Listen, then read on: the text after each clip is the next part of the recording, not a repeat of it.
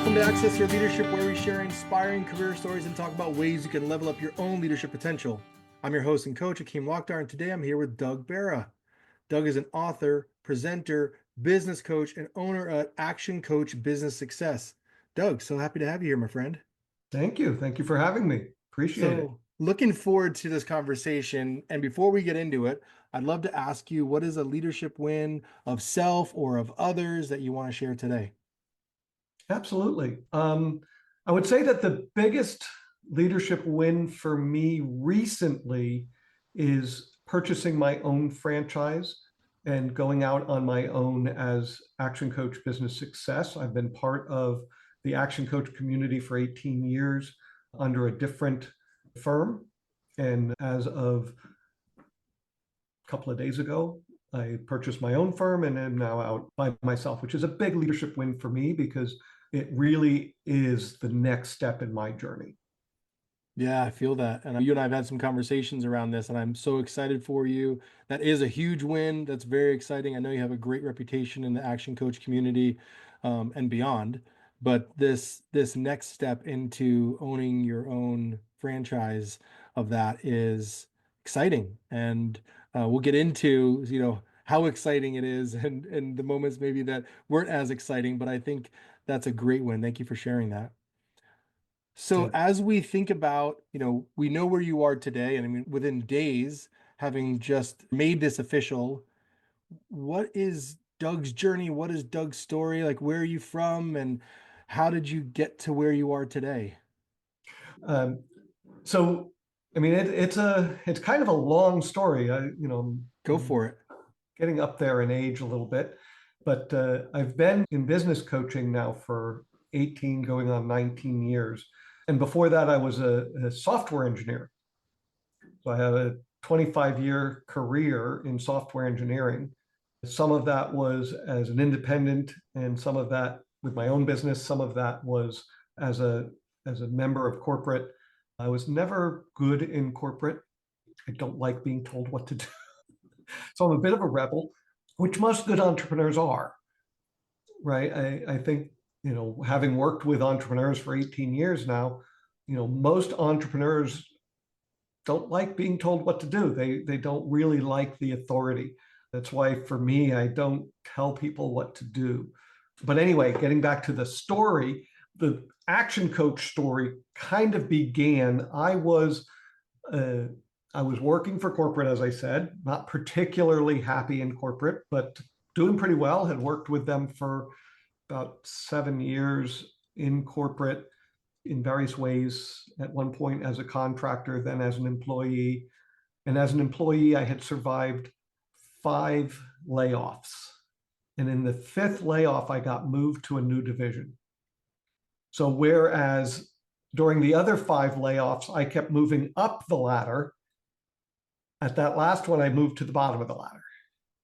And then, of course, at the next layoff, I was the bottom of the totem pole. So I get laid off literally 3 days before my wedding to my ex-wife. And so that was a fun conversation. Hey, honey, remember how we could only get 3 weeks vacation for our honeymoon and we wanted 4? Well, guess what? We can get 4 now. She didn't buy it, as you might imagine. But anyway, that started a new path in entrepreneurism, right? So I opened a new business doing custom programming and website design.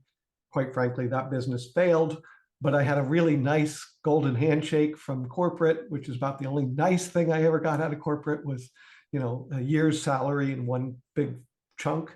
So I had plenty of time to start to build that up. And then at one point, we met a coach. Had never really done much coaching other than like personal coaching. Mm-hmm. And this coach introduced us to the book, The E-Myth.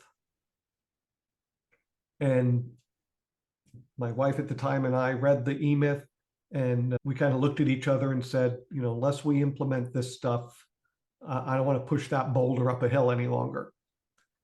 Shortly thereafter, we got introduced to someone who was interested in a business coach. Now, the coach we had met was not a business coach. They were just a coach, right? Somebody who coached people in life and such.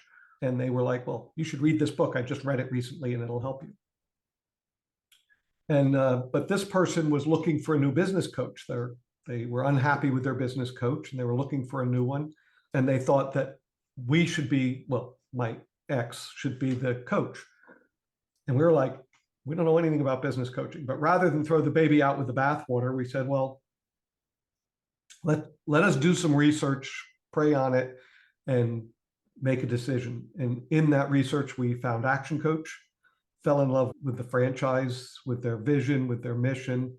It really spoke to us and who we were. So we bought a franchise. And that's how I started the journey of business coaching. And I just love it because, I tell people all the time, what could possibly be better than I get up every day, help people achieve their dreams, and get paid for it? I mean, what could be better than that? Yeah. I literally, people say, if you do what you love, you'll never work a day in your life. I don't actually believe that because I work really hard. Yeah. The founder of ActionCOACH says entrepreneurs are the crazy people who will work 100-hour weeks so that for themselves, so they don't have to work 40 hours for somebody else. Yeah. That's me, right? Yeah. Now I don't work 100 hours anymore. I mean, after 18 years, I managed to get that down to more like 50 hours. But I still work hard. Now, part of that's because I love it. I love what I do. And, it makes a real difference. And that's what I'm really out for, is I'm out to make a difference in the world. I'm out to make a difference in people's lives. And for me, that's what it's all about. I'm more interested in making a difference with somebody than in, making a huge profit. That's not to say I'm cheap, because I'm not, but, I am committed to my client's business as much as, if not more than they are. Of course, if it ends up I'm more committed to their business than they are, they don't stay as a client because that doesn't work for me. Yeah. I can't be more committed to your business than you are. But sometimes in the beginning, it works that way because, they haven't quite figured out that they have to be as committed to it as I am if they really want to make it successful. Yeah, and there's a lot of figuring out, right? I mean, clearly you love what you do, having done it for 18, going on 19 years. Going back to the golden handshake that you talked about, that afforded you the time to figure things out, which, I think we're always figuring things out. Um, what was it about that period of time that had you not just jumping into the next opportunity or looking for the next job to replace the one you lost, but actually had you looking at ways that you could work for yourself or ways that you could build something of your own? Uh, Kind of a combination of things. My father was an entrepreneur. He ran a number of different businesses, none of which were super successful, but that was part of who he was as well, right? He liked to have businesses that would mostly run themselves and just give him a nice lifestyle. And he kind of settled at one point on selling commercial real estate because the commissions are really large. So he'd make 1 or 2 sales a year and then just did what he wanted to do the rest of the year. And that usually was other businesses that didn't necessarily work out that well. And also, my ex-wife's family were entrepreneurs. So when the layoff happened, right, and we were having conversations about, well, what next? She was very supportive, and I think you should go out on your own. I think this is what you want to do. I had always run a little bit of a side business doing website design, just as something to do for fun and the kind of on the sidelines. So the thought of, okay, we'll just go and do this permanently. Now, of course, the fact, like you said, had the golden handshake. She was also making good money in her job. So we weren't poor. Mm-hmm. Right. If I had been in a position of, I need the cash to be able to make things happen, I probably would have gone back out and gotten a job just because it wasn't quite the experience I was looking for when I started working at the business by myself. Like I said, it wasn't super successful. Yep. But the commitment was there once I got started.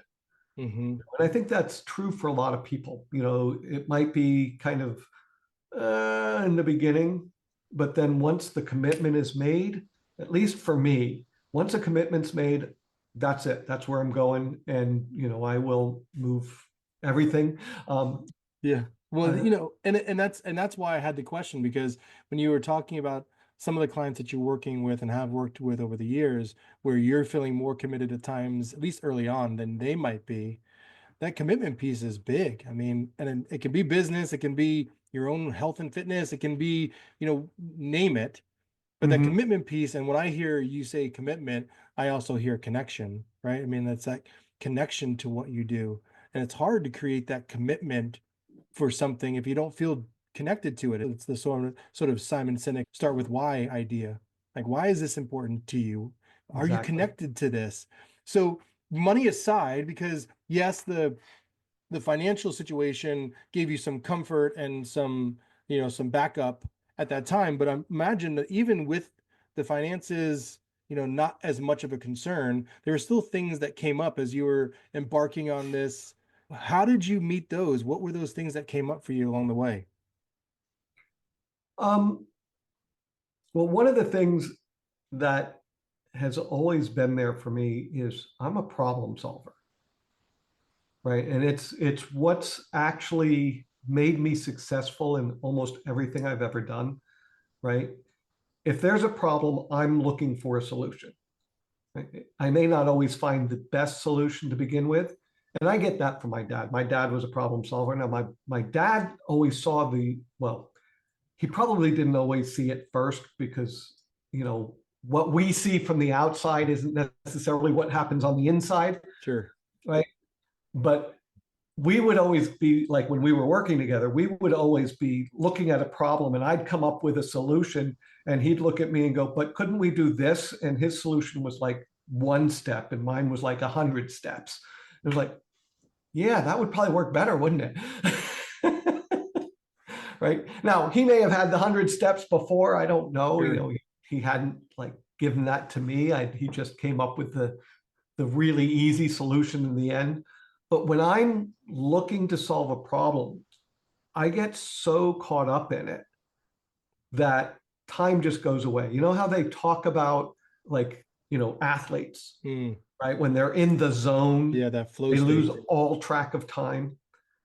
That happens for me when I'm trying to solve a problem. Now, sometimes I get too deep because I just cannot see the forest for the trees, right? As I said, sometimes my solutions are 100 steps rather than the Hmm. one step. So sometimes I have to just stop. And I think that's the beauty, partially, of what actually both you and I do, right? As coaches, we're the guy who goes, wait, stop, take a step back, Yeah.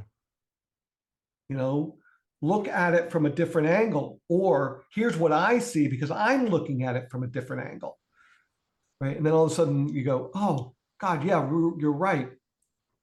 Let me take that different tact, right? Or I like to say, to my clients, it's like, you're in your business and the trees are right here. I'm not in your business. I'm the guy on the platform, Hmm. 30 feet in the air going, no, the path's over there. The path's over there. Yeah. Yeah. Yes, I see the trees, but if you go towards that tree and go around it, the path's just on the other side. How are you doing that, Doug, for yourself in those early years? Because obviously, like, this is something that we develop, that we learn to see and know about ourselves, having done it not the right way, maybe a few times, doing it the right way, and then kind of fine tuning it. But how early on were you able to recognize that and and create that sort of experience for yourself so that you could, again, businesses succeed and fail all day, every day. But to be in a business and say, okay, this business isn't maybe going the direction that I thought it was going to, or creating the level of success or income or whatever it might be. What was Yeah. allowing you in that moment to be reflective, to make choices to do something different? Well, believe it or not, the choice to get away from the custom programming and website design business and go into the coaching business happened because of a coach. Okay. What happened actually was my wife at the time had decided she was going to go into this franchise. She was done with what she was doing, and she was going to buy this franchise. And we were like, oh, this is great. You can coach me in my business. I'll be your first client, because the franchise has a franchise fee. Every franchise has a Mhm. franchise fee, right? And at the time, the franchise fee was equivalent to one client, right? So I was like, I'll be that first client. I'll pay your franchise fee. You coach me and, help me grow this business. Well, then as we were going through the process, one of the things that we discovered inside of our franchise was that as a spouse, I could go to the training with her for half the price of the training. And I could come up with that money. So I said, okay, I'm going to go to training with you, because that way you don't have to teach this to me. I'll get the training while we're at training. And when we come back, all you have to do is hold me accountable. And that'll give us a jump start on the business. Okay. Well, at training, two things happened. It was really a double-edged sword. Because number one is I really got present to my love of coaching and my love of the whole world of coaching, because I had been coaching, just not business coaching. Mhm. Um, just coaching people, and not even for money, just coaching people. Yeah. Uh, I'd always been a good listener, so I'd always done coaching. And I also got really clear about what it takes to have a successful business. And one thing that I was really clear about when we came back from training was that for my business that I was running to be successful, I was going to have to invest a lot of money in it, because that business was just me. And for anybody who's ever run a business by themselves, Mhm. there is what we call the solo practitioner's seesaw. We chase the business, we chase the business, we chase the business, we fulfill in the business, we fulfill in the business, we fulfill in the business, chase, fulfill. And what that causes is revenues that do that. Okay. Now, mine was a software business, which means not only was I chasing business and fulfilling on business, I was also supporting the business that I had done before, Mhm. and trying to do new development. And the list was kind of endless. And it was like, no, I'd have to hire like a dozen, 2 dozen people just to do what I'm doing, to be able to grow any bit beyond where I am now. And I was like, that's not even a proven model. This business coaching business is a proven model. So why don't I invest in also joining the franchise, getting my own license? And then we hired a coach immediately, because we're business owners. And this is true throughout the franchise. We all have coaches, Mhm. right? You pretty much, as a coach, you can't sell coaching without being coached, right? Because it's really difficult to sit down in a conversation with somebody and, mention pricing, and they're like, oh, that's kind of steep. And you go, yeah, I know, I pay it. And they're like, what? Yeah.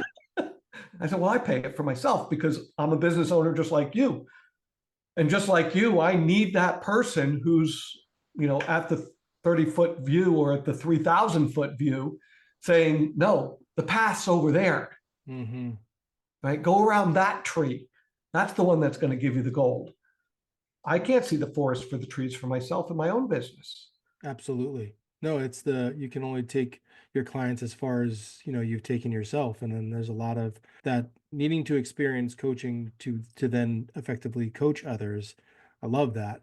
The other thing I'm like pulling out of this as I'm listening is, and it's not in a way to discourage people from pursuing their passion or their goals in terms of what they have in mind for a business, but also there's a real honesty piece in here too, where you can do this work. You've been doing it for a number of years successfully on your own, in businesses, in corporation. It's one of the most challenging things I find when speaking with clients is just to have that real honest moment with yourself to say, I don't know if this is going to work. And I'm not sure if I want to put the work in that it requires for it to be successful in the way that I want it to be successful. And again, you can swap out business for anything, relationship or, employment or career or whatever it might be. But that honest moment can be such a pivotal point in our lives to say, look, and I say this to clients all the time, just because you can doesn't mean you should. And there's even maybe a little yes and to that, which and also recognizing, not that I would ever encourage anyone to use this language, but the can't, like, is this feasible? Is this ultimately in service of the business and life and harmony that I want to create between those two, that I want to have? Is this even something I want to invest my time and energy into? So it sounds like there was that moment, and the beauty of it is it wasn't like you just had that, aha moment on the top of a mountain. You were actually in conversation to find a new passion that actually was much more aligned with what you wanted to do, what you wanted to spend the next X number of years doing, and you've done that. So tell us a little bit about what the journey was like. So you've now become an action coach, you're doing that, maybe the experience of what it was like to work with business owners, but also to be a franchise owner at that sort of same time. Got it. Thank you. I'm just thinking a couple of places where you said on that question. Hmm. And I also want to go back for a second to something Please. you said. All right. Because it delves into what we're talking about. But you said that, like you wouldn't want to say to a client, you can't, right? And I never say to a client, you can't, Sure. right? But what you said was, is it feasible? Or is it, and this is the wording I liked, was, is it what's going to take you where you really want to go? Hmm. Right? When you really look at, you mentioned earlier, Simon Sinek and the why, right? And this is one of the things that I have really worked to true myself up to and keep my clients trued up to, is our why. Why are we doing this? And I like to tie almost everything back to a why, which may be a subset of the why, Mm. right? Like for me, the why is I want to make a profound, lasting, positive impact in people's lives. That's my why. That's why I'm here. This is what God, the universe, whatever you believe in, put me on this planet for. Mm. Right? I'm very clear about that. And I have a vision for my business, which is world peace through extraordinary leadership. The action coach vision is world abundance through business reeducation. Hmm. And that vision is so part of my why. Right? And people look at me sometimes and they're like, what are you, crazy? World peace? And that's not going to ever happen. I'm like, I don't care if it's ever going to happen. That's my vision. And I'm clear that the more I help people have a business that truly works for them, that I get at least a little bit there, Hmm. right? When I'm working with a client, we start with, what's your why? Why are you doing this? What's important to you? If you were to look out 100 years in the future, what do you want remembered about you because you were here? Now, 99% of the time, people are like, huh? I have no idea. Right? So I have to be the one to pull that out of them and help them to see it. But it's so important. It becomes your sword of discernment. It's the thing that you can say at any moment, is this bringing me closer to that? Hmm. Or is it taking me on a tangent? Because if it's taking me on a tangent, let's not go there. It's not important. Yeah. If it's helping me get closer to that, that's what there is to do right now. I mean, I have, in the 18 years I've been coaching, I've coached a little over 100 businesses in various forms and lengths of time, Yeah. anywhere from a few months to my first client. One of my first clients is still a client today.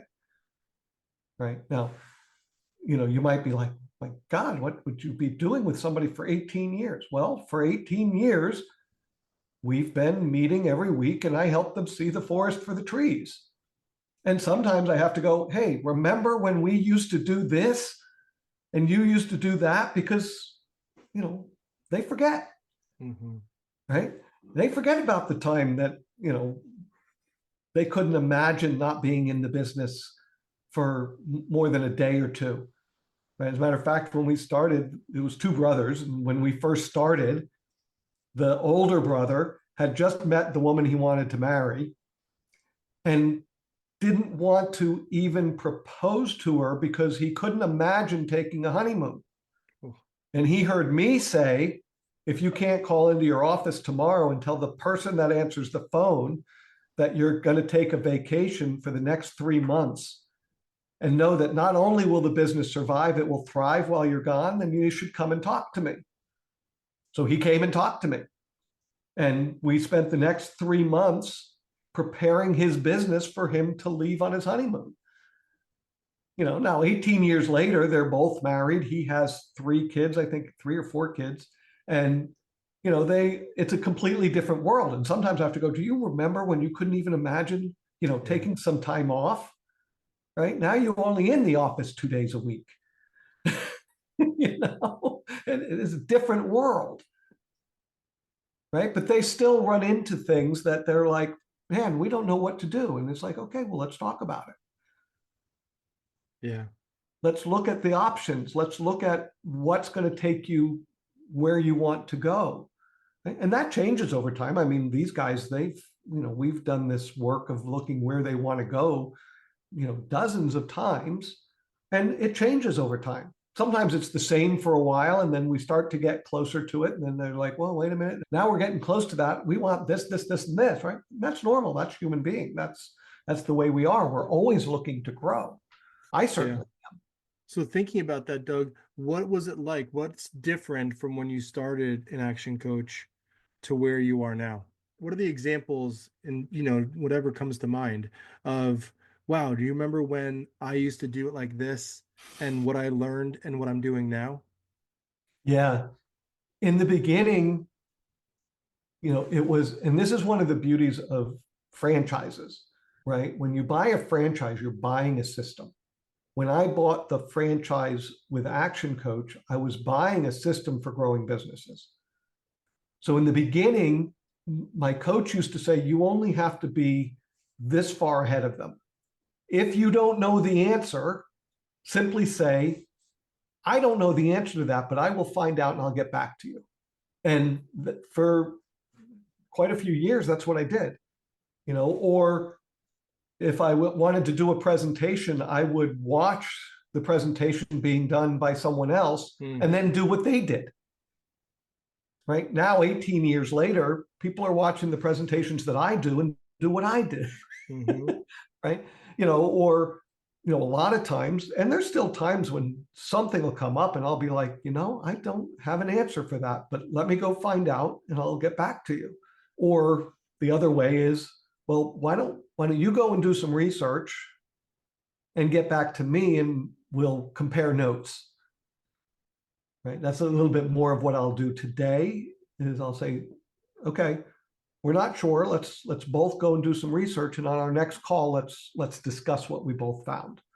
And so that bit of that I needed to learn it is not as much anymore because over 18 years, I've learned a lot.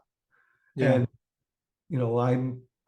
I'm a lifelong learner. I'm forever learning. And, I was talking to somebody the other day and they're like, do you still try to learn new things? I said, yeah, I'm in 3 different training programs right now. And they're like, 3? I'm like, yeah, 3. Yep. And that's not unusual for me. Yeah. Right. I'm in a training program, 2 of the training programs have nothing to do with this. Right. They have nothing to do. Well, they have something to do with business coaching in the sense that they're helping me be a better me. Yeah.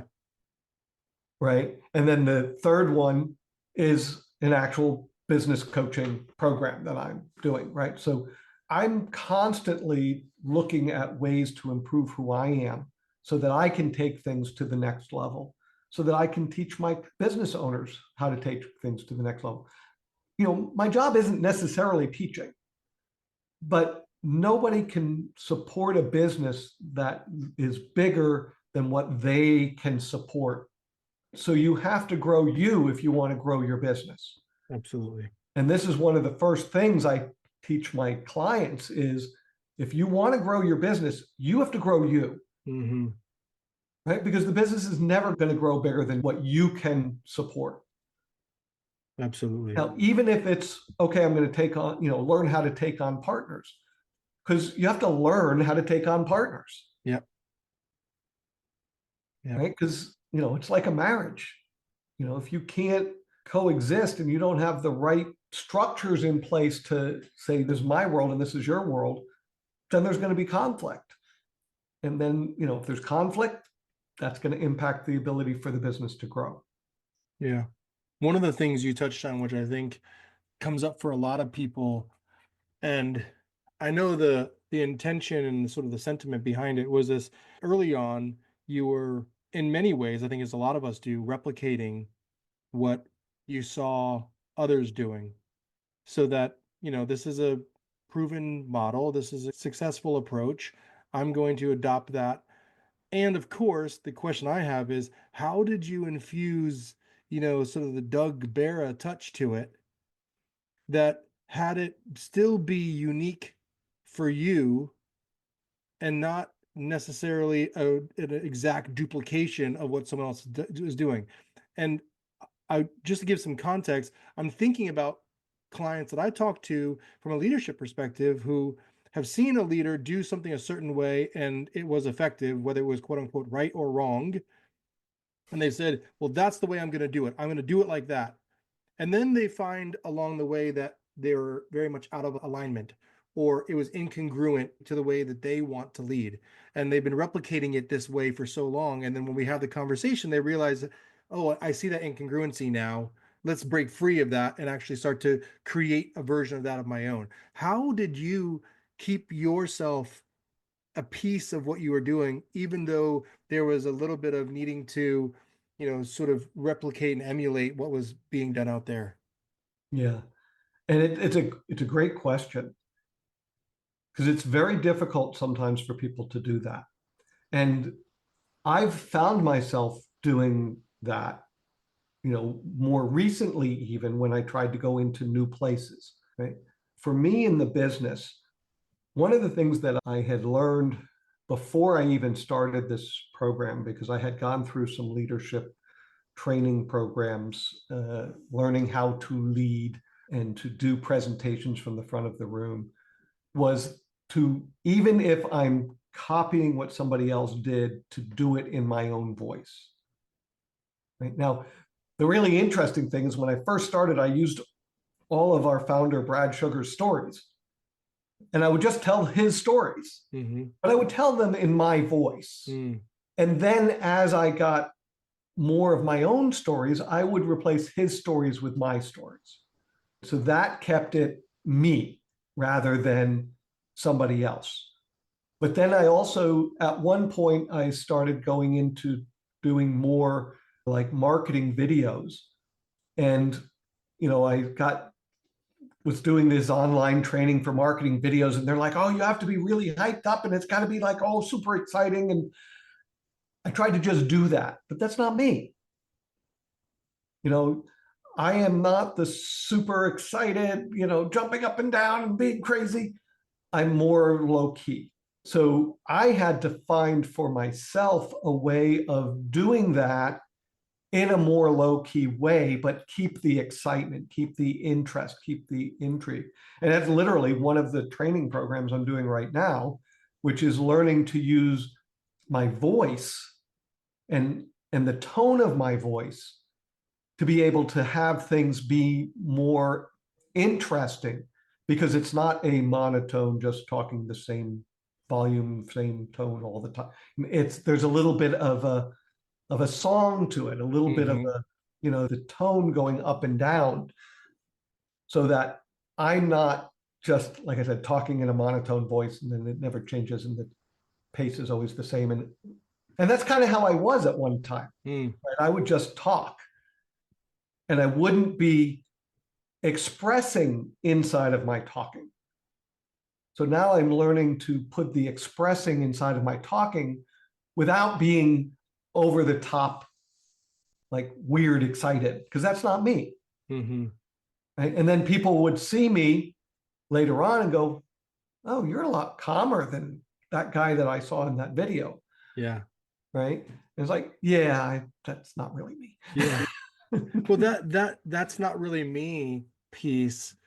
I mean, whether people admit that to others or to themselves, I think comes up for a lot of us. And I appreciate you answering that question and reflecting on that, because the takeaway for, those of you who are listening is really around, yeah, there are proven strategies out there or techniques or approaches that you feel you want to adopt. By all means, let's not hijack what people are doing, or people's IP, of course. But yes, if there are things that you want to incorporate into the way that you do what you do, and you want to do those, being mindful and being aware of not losing yourself in that process, even if you're telling someone else's stories, like you said, but infusing your voice into that so that there's still a part of you that's there, allows you then to dial that up as you get more comfortable with it. You get to start to, sort of bring down the what am I playing to, and really accentuating more of the you in that. And that's the differentiator. And I mean, this is true. I'm sure you have this conversation about this with your business owner clients, about how to differentiate oneself. I mean, because there's so much going on out there.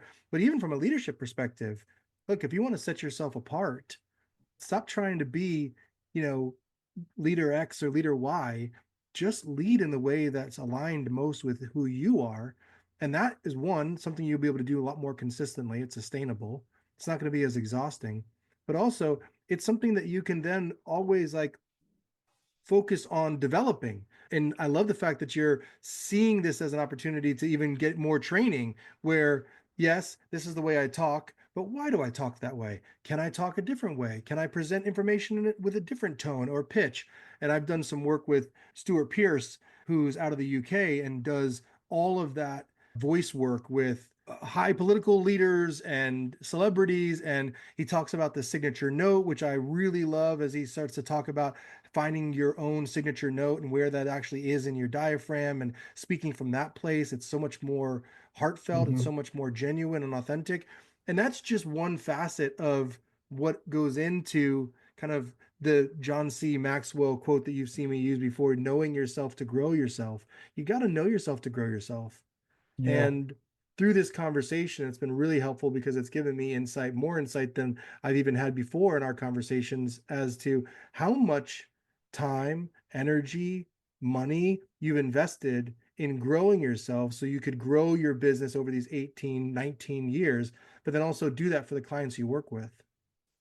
Yeah. And, it's also interesting that not only do we have to understand that for ourselves, but we also have to understand that for the people that we're leading, right? Because if I go to somebody that I'm leading, I'm training, and I say, just do it like I do, Mm-hmm.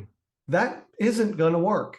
And that's one of the things that you see out there sometimes is people are like, well, all you have to do is do it like me. It's like, well, no, I'm not you. Yeah. Yeah, that's such a great point. And I won't even go down this rabbit hole because it'll take me down this tangent of my issue that I've been taking lately with mentorship, because it's this idea of, these young entrepreneurs that I've been working with more closely, these founders of startups who are popping up left and right as that becomes more of the norm, and this push to create mentorship opportunities for them. Well, guess what? A lot of these mentors aren't coaches, they're mentors, and what they're saying oftentimes are, here's what I did to get to where I am. Just do this, this, this, and this. And then guess what? They get 5 steps through the 10-step process that was, you know, recommended to them. And they realize, I don't know, something feels off. This doesn't feel like I'm on the path I'm meant to be on, or the way that I would necessarily do it. But I was told this is the way to get it done. And I think that your story really highlights this agility, if you will, right? This sort of like ability to adapt and to adjust. And I always talk about this: self awareness is really important, but self awareness just gives us then the information that we then need to move into self leadership. And that's where we make changes. That's where we make adjustments. That's where we say, okay, I'm seeing what's happening here. I'm seeing what's true about me or this situation or this business. What do I want to do differently? And that has been really highlighted in your story. I appreciate that, Doug. Thank you. As you think about the conversation we've had and the clients you work with and the work that you put in yourself, what is a skill or attribute that you think listeners ought to focus on if they want to become better leaders themselves? I would personally say being coachable. Mm, Yeah, I think that being coachable is the skill that if you are coachable, then you can coach anyone. And it's through that being coachable, that willing to, and when I say being coachable, that being willing to take a step back and look at what someone is saying and say, how does this apply to me? And does it apply to me? Rather than, okay, what I do is right and what you do is wrong. yeah, No. Everybody's got a way that works for them. yeah. For me, it's even like in business. I always tell people, I don't care what business you're in. Every business can be successful. Doesn't matter whether you're, doing underwater basket weaving or selling the most popular thing that's on the internet today, right? All of them can be successful. It's all about you and your mindset. And are you willing to be coachable and look at what works, what doesn't work, what are my numbers telling me, what are my mentors telling me, right? And what of what they're saying actually applies to me and who I am. And if I don't see it, can I see it? Mm. Such a great answer, Doug. You're the first person that's actually mentioned coachability and being coachable. I love that because that I think is such an undervalued, underutilized, under acknowledged skill, if you will, because coachability is being in that growth mindset. It's really about that ability, as you said, to see other perspectives and to add to the piece that you said about, how can it apply? Actually creating the parallels, seeing the parallels. I mean, maybe someone's talking about something completely foreign to your business, but is there something in there that I can learn from? And that's coachability, like you described. I think that's such a great one. And I think anybody who's listening would benefit from that because, I mean, this is not just two coaches talking about coachability because, this is the world we live in, but it's who we've had to be too. And that's true of us personally, professionally. And I think that any business owner, if they lean into that as a skill, are going to find that that's extremely beneficial. So thank you for that. Doug, how can people learn more about you and Action Coach and the work that you do for your clients? Where can they, get in touch with you? Right now, the best way to get in touch with me is Action Coach Business Success, all one word.com. It's still a work in progress at this moment because, as I said, I'm literally in the process of setting this all up. So if a link doesn't work or something like that, please excuse it. I am working diligently with some other people to get it all set up and get it working. So actioncoachbusinesssuccess.com. Great. I know you're on LinkedIn as well too, so I'm I also can on I LinkedIn. can drop some of those links in the show notes as well. Yeah, so it's LinkedIn, Doug Barra. Great. Well, I will include all that in the show notes so people know where to find you and learn more about you and the work that you do for your clients. I have had the pleasure of having a lot of these conversations with you about the work that you do and how you do it and why it's so unique and valuable. So, you coming on and talking about your journey that's led you to what you do just kind of added these additional awesome layers to your own story that I know relatively well. So, thank you, Doug, for taking the time to be here. I appreciate it. Thank you. Appreciate being here. As always, I'd love to hear from you about the episode. What came up for you as you think about leveling up your own leadership game? And please, if you enjoyed the episode, I encourage you to like and subscribe. And if you want to connect with me, you can find me on LinkedIn at Hakeem A. Lokhtar or lokhtarcoaching.com. Thanks for tuning in. Keep being great, and we'll see you next time.